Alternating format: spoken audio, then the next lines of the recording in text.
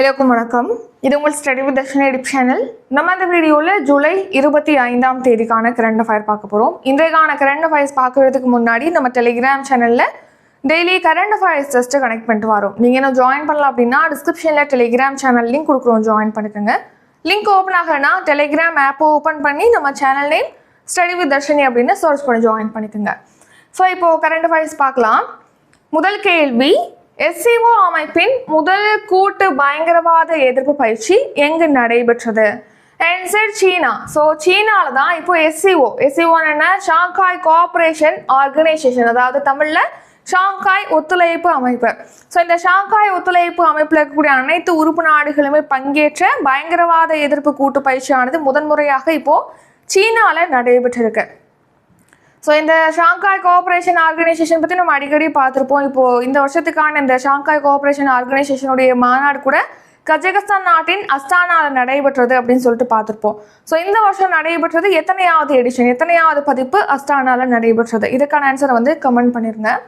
So இப்போ பயங்கரவாத கூட்டு எதிர்ப்பு பயிற்சி வந்து நடைபெற்றது சீனாலன்னு பார்த்தோம் இல்லையா?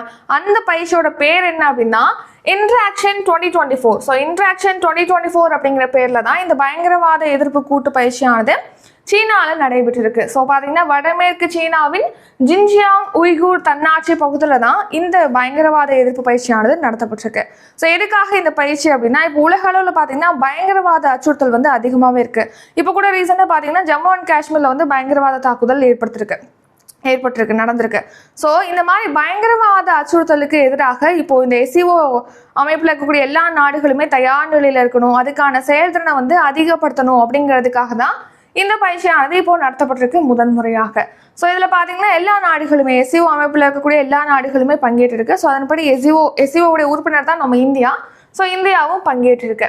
அடுத்து இந்த SCO ஷாங்காய் ஒத்துழைப்பு அமைப்புடைய தலைமையகம் எங்கே இருக்குது அப்படின்னு கேட்டிங்கன்னா பெய்ஜிங்கில் இருக்குது. சீனாவின் பெய்ஜிங்கில் தலைமையகம் இருக்குது. இந்த SCO அமைப்பில் என்னென்ன உறுப்பு நாடுகள், மொத்தமாக 10 உறுப்பு நாடுகள் இருக்குது. ஸோ ஃபஸ்ட்டு வந்து 8 உறுப்பு நாடுகள் இருந்தது, சமீபத்தில் தான் 2 உறுப்பு நாடுகள் சேர்ந்தது. அது என்னென்ன அப்படின்னு சொல்லிட்டு பார்க்கலாம்.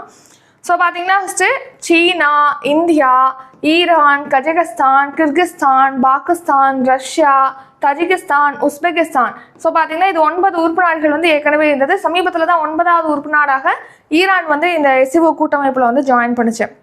ஸோ இப்போ ரீசெண்டாக பார்த்தீங்கன்னா இந்த SCO அமைப்பில் பெலாரஸ் நாடு வந்து 10வது உறுப்பு நாடாக இணைஞ்சிருக்கு. நெக்ஸ்ட் இரண்டாவது கேள்வி, உலகில் ஒரு நிமிஷத்துக்கு எத்தனை எய்ட்ஸ் நோயாளி உயிரிழப்பதாக ஐநா தெரிவித்துள்ளது? ஸோ உலக அளவில் பார்த்தீங்கன்னா எய்ட்ஸ் நோயால் பாதிக்கப்பட்டவங்களில் ஒரு நிமிஷத்துக்கு பார்த்தீங்கன்னா ஒரு எய்ட்ஸ் நோயாளி வந்து உயிரிழப்பதாக இந்த ஐநா வந்து தெரிவிச்சிருக்கு. ஸோ உலக அளவில் பார்த்தீங்கன்னா சுமார் 4 கோடி பேர், அதாவது 40 மில்லியன் பேர், 4 கோடி பேர் பார்த்தீங்கன்னா HIV தொற்றுனால பாதிக்கப்பட்டிருக்காங்க. ஸோ இவங்களுக்கு சிகிச்சை அப்படின்னு பார்க்கும்போது பார்த்தீங்கன்னா 90 லட்சத்துக்கும் மேற்பட்டவங்களுக்கு வந்து உரிய சிகிச்சை வழங்கப்படுறது கிடையாது அப்படின்னும் இந்த ஐநா வந்து தெரிவிச்சிருக்கு. ஸோ இதனால பார்த்தீங்கன்னா உலக அளவில் ஒரு நாளைக்கு ஒரு HIV நோயாளி, ஒரு எய்ட்ஸ் நோயாளி வந்து உயிரிழப்பதாக ஐநா வந்து தெரிவிச்சிருக்கு. ஸோ இப்போ பார்த்தீங்கன்னா இந்த எய்ட்ஸ் நோயானது மேற்கு ஆசியா, வட அமெரிக்கா, கிழக்கு ஐரோப்பா, மத்திய ஆசியா, லத்தீன் அமெரிக்கா ஆகிய பிராந்தியங்களில் வந்து வேகமாக பரவிட்டு வருது அப்படின்னும் தெரிவிச்சிருக்காங்க. இப்போ HIV பற்றி பார்க்கலாம்.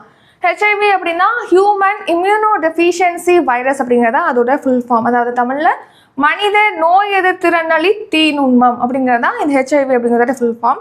ஸோ இந்த HIV பார்த்தீங்கன்னா ரெட்ரோ வைரஸ்னால ஏற்படுவதாக தெரிவிச்சிருக்காங்க. இது 4 வழிகளில் வந்து பரவுது. ஸோ ஃபஸ்ட்டு பார்த்தீங்கன்னா பாதுகாப்பற்ற பாலுறவு காரணமாக இது பரவுவதாக தெரிவிச்சிருக்காங்க. அடுத்து பார்த்தீங்கன்னா இப்போது மருத்துவ சிகிச்சைகள் இந்த மாதிரிலாம் பார்த்தீங்கன்னா ஒருத்தவங்களுக்கு ஊசி குத்திட்டு அதே இன்னொருத்தவங்களுக்கு அதை வந்து க்ளீன் பண்ணாமல் தூய்மையற்ற ஊசியை வந்து பயன்படுத்துறதுனால இந்த நோய் வந்து பரவுவதாக தெரிவிச்சிருக்காங்க.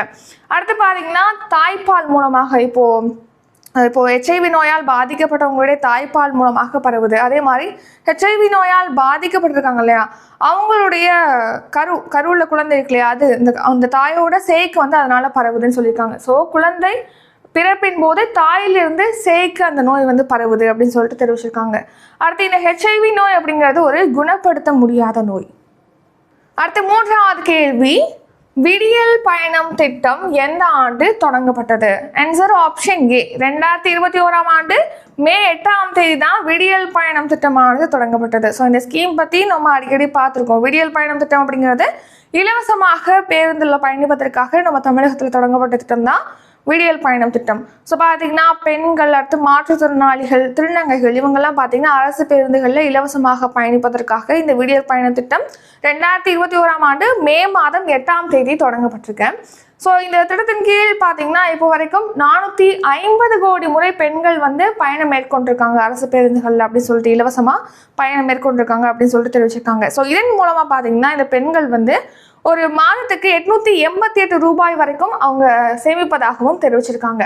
நெக்ஸ்ட் பார்த்தீங்கன்னா பெண்கள் வந்து தொழில் மனைகளில் பெண்களுக்கு வந்து 10% மனைகளானது ஒதுக்கீடு செய்யப்பட்டிருக்கு. அடுத்த 50 வயது ஆகியுமே அவங்களுக்கு திருமணம் ஆகலை அப்படின்னா அவங்களுக்கு உதவித்தொகை வழங்கக்கூடிய திட்டமானது 2010லேருந்து செயல்படுத்தப்பட்டு வருது. ஸோ பார்த்தீங்கன்னா 500 ரூபாய் அவங்களுக்கு வழங்கப்பட்டு வந்தது. இப்போ அந்த உதவித்தொகை பார்த்தீங்கன்னா 1200 ரூபாயாக உயர்த்தப்பட்டிருக்கு. 50 வயது வரைக்கும் திருமணம் ஆகாமல் இருக்காங்கன்னா அவங்களுக்கு இந்த உதவித்தொகை வழங்கப்படுது. அடுத்து பார்த்தீங்கன்னா கலைஞர் மகளிர் உரிமை தொகை திட்டம். ஸோ இது 2023ஆம் ஆண்டு செப்டம்பர் 15ஆம் தேதி தொடங்கப்பட்டது. ஸோ இந்த திட்டத்தின் கீழ் பார்த்தீங்கன்னா இப்போது நம்ம தமிழகத்தில் வந்து 1.15 கோடி மகளிருக்கு வந்து மாதந்தோறும் 1000 ரூபாய் அவங்களுடைய வங்கி கணக்கில் செலுத்தப்பட்டு வருது. அடுத்து பார்த்தீங்கன்னா புதுமை பெண் திட்டம். இது வந்து 6ஆம் வகுப்புலேருந்து 12ஆம் வகுப்பு வரைக்கும் அரசு பள்ளியில் பயின்றுட்டு அடுத்து உயர்கல்வி படிக்கிறாங்களே மாணவிகள், அவங்களுக்கு மாதந்தோறும் 1000 ரூபாய் வழங்குவதற்கான திட்டம் தான் இந்த புதுமை பெண் திட்டம். ஸோ இது எப்போ தொடங்கப்பட்டதுன்னா இது 2022ஆம் ஆண்டு செப்டம்பர் 5ஆம் தேதி தொடங்கப்பட்டிருக்கு. ஸோ இந்த திட்டத்தின் கீழ் பார்த்தீங்கன்னா 2.73 லட்சம் மாணவிகளுடைய வங்கி கணக்கில் மாதந்தோறும் 1000 ரூபாய் வந்து செலுத்தப்பட்டு வருது. நெக்ஸ்ட் பார்த்தீங்கன்னா இப்போ வர ஆகஸ்ட் மாதம் வந்து தமிழ் புதல்வன் திட்டமானது தொடங்கப்பட இருக்கு. ஸோ தமிழ் புதல்வன் திட்டம் அப்படிங்கிறது இதே மாதிரி தான் 6லேருந்து 12ஆம் வகுப்பு வரைக்கும் அரசு பள்ளியில் பயின்றுட்டு உயர்கல்வி படிக்கிறாங்களே மாணவர்கள், அவங்களுக்கு மாதந்தோறும் 1000 ரூபாய் வழங்குவதற்காக தமிழ் புதல்வன் திட்டமானது அறிவிக்கப்பட்டிருக்கு. ஸோ பார்த்தீங்கன்னா ஏறத்தாழ 3 லட்சம் மாணவர்களுக்கு வந்து இந்த திட்டத்தின் கீழ் 1000 ரூபாய் வழங்கப்படும் அப்படின்னு சொல்லிட்டு தெரிவிச்சிருக்காங்க. நெக்ஸ்ட் பார்த்தீங்கன்னா கல்லூரிகளில் இப்போ இந்த திட்டங்கள்னால பார்த்தீங்கன்னா இப்போ கல்லூரிகளில் சேரக்கூடிய மாணவர்களுடைய எண்ணிக்கையானது தமிழகத்தில் அதிகரிச்சிருக்குன்னு சொல்லியிருக்காங்க. ஸோ 52% கல்லூரிகளில் சேரக்கூடிய மாணவர்களுடைய எண்ணிக்கை அப்படிங்கிறது தமிழகத்தில் 52% உயர்ந்திருக்குன்னு சொல்லிட்டு தெரிவிச்சிருக்காங்க. இது தேசிய சராசரியை விட தேசிய அளவை விட 23%, தேசிய அளவு 23% தான் இருக்குது. இதை விட இந்த தமிழக மாநிலத்தில் உயர்கல்வியில் சேரக்கூடிய மாணவர்களுடைய எண்ணிக்கை வந்து 52% உயர்ந்திருக்கு அப்படின்னு சொல்லிட்டு தெரிவிச்சிருக்காங்க. நெக்ஸ்ட் பார்த்தீங்கன்னா 2022ஆம் ஆண்டு செப்டம்பர் மாதம் 15ஆம் தேதி வந்து பள்ளி குழந்தைகளுக்கு வந்து காலை உணவு வழங்குவதற்காக முதலமைச்சரின் காலை உணவு திட்டமானது தொடங்கப்பட்டது. ஸோ தொடக்க பள்ளிகளில் பார்த்தீங்கன்னா இந்த திட்டத்தின் கீழ் காலை உணவு இலவசமாக அரசு பள்ளி மாணவர்களுக்கு வழங்கப்பட்டு வருது. ஸோ இந்த திட்டத்தின் கீழ் பார்த்தீங்கன்னா 20.74 லட்சம் மாணவ மாணவிகள் வந்து பயன்பெறுவதாக தெரிவிச்சிருக்காங்க. ஸோ இப்போ நம்ம தமிழ்நாட்டில் இந்த மாதிரி முன்மாதிரி திட்டங்கள்லாம் செயல்படுத்துகிறாங்க இல்லையா? ஸோ இதே மாதிரி பார்த்தீங்கன்னா இதை அடுத்து கனடாலையும் பார்த்தீங்கன்னா நம்ம தமிழ்நாட்டில் செயல்படுத்துகிற மாதிரியே காலை உணவு திட்டம் வந்து செயல்படுத்தப்படுது. ஸோ அந்த நாட்டு பிரதமர் காலை உணவு திட்டத்தை வந்து அந்த நாட்டில் தொடங்கியிருக்காங்க. நெக்ஸ்ட் பார்த்தீங்கன்னா காலை உணவு திட்டம் தமிழகத்தில் செயல்படுத்தப்படக்கூடிய காலை உணவு திட்டம், நான் முதல்வன் திட்டம், புதுமை பெண் திட்டம் ஆகிய 3 திட்டங்கள் மாதிரியே பார்த்தீங்கன்னா பிரிட்டன் நாட்டில் வந்து தேர்தல் நடந்தபோது அந்த நாட்டில் வந்து இப்போ ரீசெண்டாக கூட தொழிலாளர் கட்சி வந்து வின் பண்ணியிருப்பாங்க அப்படின்னு சொன்னோம் இல்லையா? ஸோ அந்த தொழிலாளர் கட்சியோட தேர்தல் பிரச்சாரத்தில் நம்ம தமிழக அரசு இந்த 3 திட்டங்கள் இடம்பெற்றிருந்தது அப்படின்னு சொல்லிட்டு முதலமைச்சர் ஸ்டாலின் அவர்கள் வந்து தெரிவிச்சிருக்காங்க. அடுத்து 4வது கேள்வி, சமீபத்தில் பாலிஸ்டிக் ஏவுகணைகளை தாக்கும் சோதனை எங்கு வெற்றிகரமாக மேற்கொள்ளப்பட்டது? ஆன்சர் ஒடிசா. ஸோ பார்த்தீங்கன்னா இப்போ ஒடிசாவில் தான் பாலிஸ்டிக் ஏவுகணைகளை இடைமறைத்து தாக்கி அழிக்கக்கூடிய ஏவுகணையோட சோதனையானது வெற்றிகரமாக மேற்கொள்ளப்பட்டிருக்கு. ஸோ இந்த சோதனையை வந்து DRDO தான் மேற்கொண்டிருக்கு. DRDO அப்படின்னா defence research and development organisation, அதாவது பாதுகாப்பு ஆராய்ச்சி மற்றும் மேம்பாட்டு அமைப்பு. இந்த DRDO பார்த்தீங்கன்னா இப்போ 500 கிலோமீட்டர் தொலைவில் இருக்கக்கூடிய இலக்குகளை தாக்கக்கூடிய பாலிஸ்டிக் ஏவுகணைகளை இடைமறித்து தாக்கி அழிக்கக்கூடிய 2ஆம் நிலை ஏவுகணை வந்து வெற்றிகரமாக சோதனை செஞ்சிருக்கு.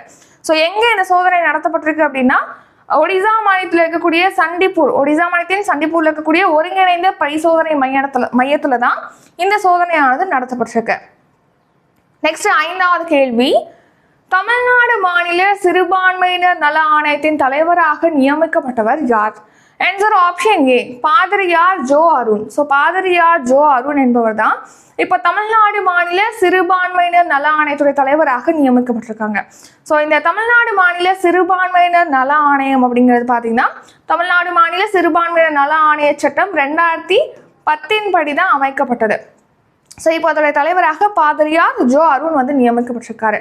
ஸோ இப்போ தமிழ்நாடு மாநில சிறுபான்மையினர் நல ஆணையம் பார்த்தீங்கன்னா இப்போ மாற்றி அமைச்சிருக்காங்க அப்படின்னா ஏற்கனவே இந்த தலைவர்கள், துணைத் தலைவர்கள், உறுப்பினர்கள் எல்லாருமே பார்த்தீங்கன்னா அவங்களுடைய பதவிக்காலம் முடிவடைந்ததை தொடர்ந்து புதுசா தலைவர், புதிய துணைத் தலைவர், புதிய உறுப்பினர்கள் நியமிக்கப்பட்டிருக்காங்க. ஸோ அதை தான் மாற்றி அமைக்கப்பட்டிருக்கு அப்படின்னு சொல்லிட்டு நம்ம சொல்றோம். ஸோ இந்த தமிழ்நாடு மாநில சிறுபான்மையினர் நல ஆணையத்துடைய தலைவராக பார்த்தீங்கன்னா இப்போ பாதிரியார் ஜோ அருண் வந்து நியமிக்கப்பட்டிருக்காரு. ஸோ இப்போ புதுசாக துணைத் தலைவர் நியமிக்கப்பட்டிருக்காங்க, உறுப்பினர்கள் நியமிக்கப்பட்டிருக்காங்க. ஸோ இவங்கெல்லாம் பார்த்தீங்கன்னா 3 ஆண்டுகள் வரைக்கும் அந்த பொறுப்பில் இருப்பாங்க அப்படின்னு சொல்லிட்டு தெரிவிச்சிருக்காங்க. 6வது கேள்வி, 2023-24 ஆண்டுக்கான AIFF சிறந்த நடுவர் விருது யாருக்கு வழங்கப்பட்டுள்ளது? Answer option C Ramachandran Venkatesh. So பார்த்தீங்கன்னா தமிழ்நாட்டை சேர்ந்த ராமச்சந்திரன் வெங்கடேஷ் என்பவருக்கு தான் இப்போ 2023-24 ஆண்டுக்கான AIFF சிறந்த நடுவர் விருதானது வழங்கப்பட்டிருக்கு. இதில் AIFF அப்படின்னா என்னன்னா ஆல் இந்தியா ஃபுட்பால் ஃபெடரேஷன் அப்படிங்கிறது தான் AIFF அப்படிங்கிறதோட full form. So all India football federation, அதாவது அகில இந்திய கால்பந்து சம்மேளனம். ஸோ பார்த்தீங்கன்னா கால்பந்து விளையாட்டில் ஒரு ஆண்டில் சிறந்த செயல்பாட்டையொட்டி இந்த AIFF விருதானது சிறந்த வீரர், சிறந்த வீராங்கனை, சிறந்த பயிற்சியாளர், சிறந்த நடுவர் அப்படின்னு சொல்லிட்டு பல்வேறு பிரிவுகளில் வழங்கப்பட்டு வருது. நம்ம சமீபத்தில் கூட பார்த்துருப்போம், இந்த ஆண்டுடைய சிறந்த வீராங்கனை விருது வந்து இந்துமதி, தமிழகத்தை சேர்ந்த வீராங்கனை இந்துமதி கதிரேசன் அவர்களுக்கு வந்து அறிவிக்கப்பட்டிருக்கு அப்படின்னு சொல்லிட்டு. ஸோ இந்த விருது பார்த்தீங்கன்னா இப்போ சிறந்த நடுவருக்கான பிரிவில் வந்து நம்ம தமிழ்நாட்டை சேர்ந்த ராமச்சந்திரன் வெங்கடேஷ் என்பவருக்கும் அறிவிக்கப்பட்டிருக்கு. நெக்ஸ்ட் பார்த்தீங்கன்னா இந்த 2023-24 ஆண்டுக்கான சிறந்த வீரர் விருது பார்த்தீங்கன்னா லல்லியன் சுவாலா சாங்டே என்பவங்களுக்கு அறிவிக்கப்பட்டிருக்கு. அடுத்த ஆண்டின் சிறந்த ஆண்கள் பயிற்சியாளர் விருது வந்து காலித் ஜமீல் என்பவருக்கு அறிவிக்கப்பட்டிருக்கு. ஆண்டின் சிறந்த பெண்கள் பயிற்சியாளர் விருது வந்து சுக்லா தத்தா என்பவங்களுக்கு அறிவிக்கப்பட்டிருக்கு. 7வது கேள்வி, Jamsetji Tata powerful learnings for corporate success என்ற தலைப்பிலான புத்தகத்தை எழுதியவர் யார்?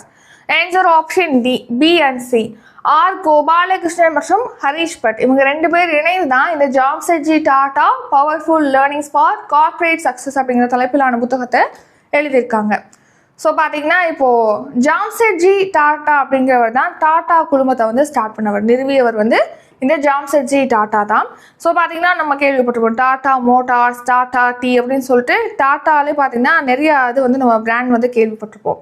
ஸோ இந்த டாடா குரூப்பை வந்து டாடா குழுமத்தை நிறுவியவர் தான் இந்த ஜாம்செட்ஜி டாடா. ஸோ இந்த முக்கியமான பிரபலமான இந்த நிறுவனத்தை நிறுவி அதை எப்படி சக்ஸஸ்ஃபுல்லாக இத்தனை வருஷத்துக்கு வந்து லீட் பண்ணாங்க அப்படிங்கிற தொடர்பாக தான் இந்த புத்தகத்தில் எழுதப்பட்டிருக்கு.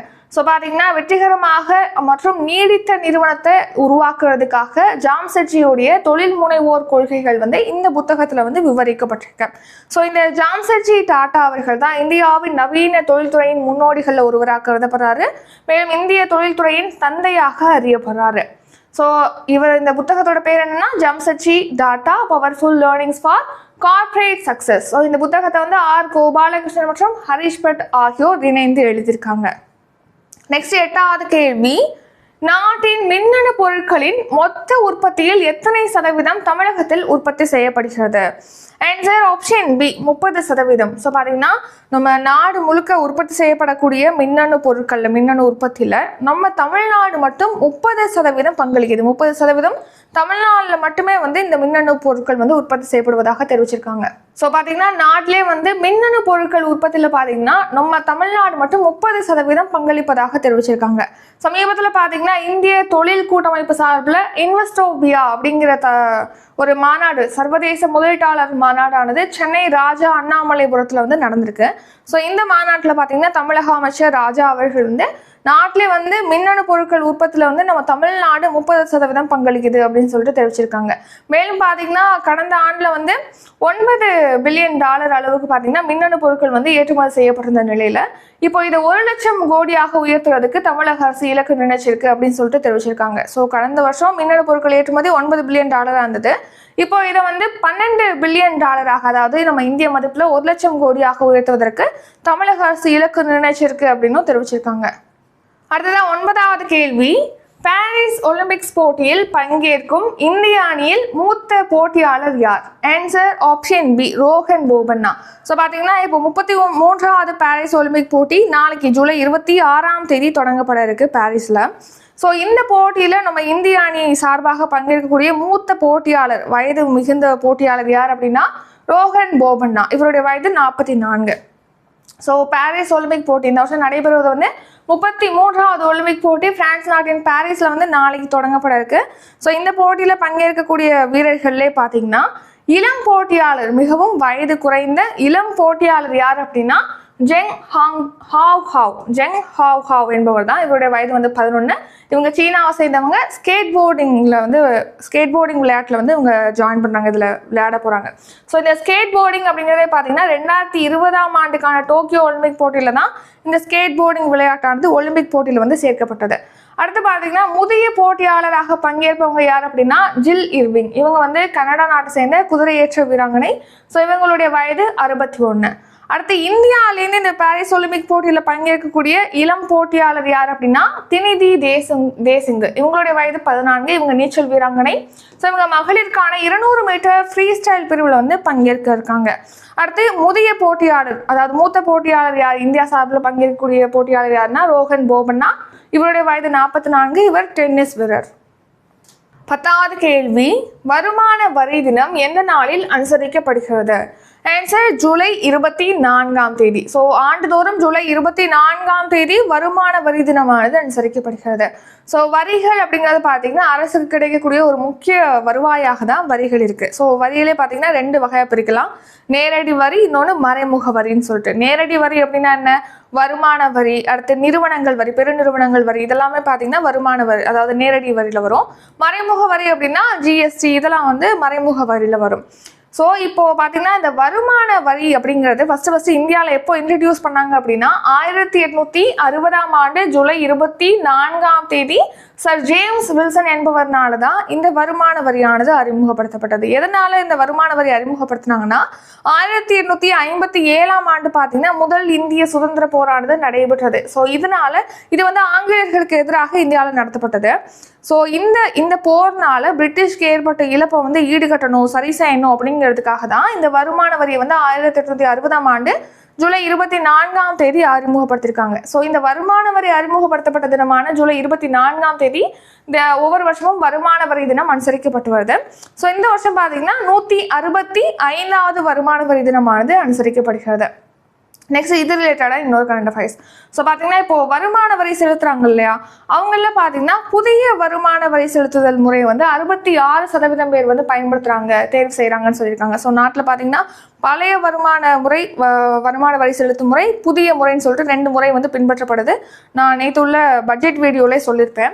ஸோ அதில் புதிய முறையை வந்து 66% பேர் வந்து பின்பற்றுறாங்க அப்படின்னு சொல்லிட்டு மத்திய நேரடி வரிகள் வாரியம் வந்து தெரிவிச்சிருக்கு. இந்த மத்திய நேரடி வரிகள் வாரியம் பற்றி பார்த்தோம்னா இது வந்து நம்ம இந்தியாவுடைய நேரடி வரி சட்டத்தை வந்து அமல்படுத்தக்கூடிய ஒரு அரசு நிறுவனம் தான் மத்திய நேரடி வரிகள் வாரியம். இது நிதி அமைச்சகத்தின் கீழ் செயல்படுது. இது 1963ஆம் ஆண்டு நிறுவப்பட்டது. இந்த மத்திய நேரடி வரிகள் வாரியத்துடைய தலைவர் மற்றும் நேரடி வாரியத்தில் பார்த்தீங்கன்னா தலைவர் மற்றும் 6 உறுப்பினர்கள் இருப்பாங்க. ஸோ இந்த வாரியம் பார்த்தீங்கன்னா வருமான வரி, நிறுவன வரி, செல்வ வரி, மூலதன ஆதாய வரிகள் போன்றவற்றை வந்து பொதுமக்கள்கிட்ட நேரடியாக வசூலிச்சுட்டு வருது. நெக்ஸ்ட் வந்து ஷார்ட் நியூஸ். ஸோ பார்த்தீங்கன்னா TMH11 அப்படிங்கிறது வந்து மரபணு மாற்றம் செய்யப்பட்ட கடுகு தான் இந்த TMH11 அப்படிங்கிறது. இந்த மரபணு மாற்றம் செய்யப்பட்ட இந்த கடுகு பார்த்தீங்கன்னா கள பரிசோதனை செய்யறதுக்காக பார்த்தீங்கன்னா அனுமதி வழங்கியிருக்கு மரபணு பொறியியல் மதிப்பீட்டு குழு. இந்த மரபணு பொறியியல் மதிப்பீட்டு குழு அப்படிங்கிறது மத்திய சுற்றுச்சூழல் அமைச்சகத்தின் கட்டுப்பாட்டில் தான் செயல்பட்டு வருது. ஸோ இந்த மரபணு மாற்றம் செய்யப்பட்ட TMH11 அப்படிங்கிற கடுகை பார்த்தீங்கன்னா வணிக உற்பத்திக்காக கள பரிசோதனை செய்யறதுக்கு இது வந்து அனுமதி வழங்கியிருக்கு. ஸோ அதை எடுத்து உச்சநீதிமன்றத்தில் பார்த்தீங்கன்னா வழக்கு தொடர்ந்துருக்காங்க.